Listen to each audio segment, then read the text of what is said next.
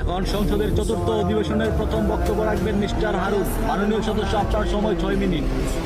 ধন্যবাদ মাননীয় স্পিকার। মাননীয় স্পিকার, আমাদের এই বাংলাদেশ প্রকৃতির অপরূপ সৌন্দর্য ভরা এক শান্তির ভূখণ্ড, বিশ্বের দীর্ঘতম সমুদ্র সৈকত, পৃথিবীর বৃহত্তম ম্যানগ্রোভ বন এবং হাজার বছরের সংস্কৃতি সহ এই দেশের মাটিতে জন্ম নিয়েছেন বহু জ্ঞানী গুণী মানুষ, যা আমাদের দেশের গর্ব।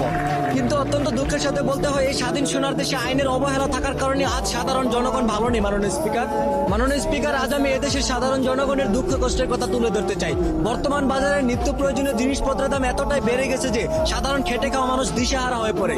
চালের দাম, তেলের দাম, গ্যাসের দাম বাড়ে, কিন্তু সাধারণ মানুষের আয় বাড়ে না। এই অভাবে পরে দেশ ও জাতির উন্নয়নের আশা করা যায় না। মাননীয় স্পিকার, আজ দেশের হাজারো শিক্ষিত যুবক বেকার ঘুরছে। বাবা মা কষ্ট করে পড়াশোনা করায়, কিন্তু পড়াশোনা শেষ করার পরও চাকরি নেই।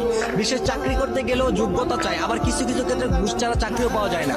যে দেশের মেধাবী যুবক বেকার থাকে, সে দেশ কখনো পুরোপুরি ভাবে উন্নত হতে পারে না। মাননীয় স্পিকার, বর্তমান সামাজিক যোগাযোগের মাধ্যমে অপপ্রচার, প্রতারণা, কিশোর গ্যাংয়ের কার্যক্রম প্রতিনিয়ত বেড়ে চলছে। অল্প বয়সী ছেলেরা মাদক, সন্ত্রাস আর অপরাধের দিকে ঝুঁকে পড়ছে।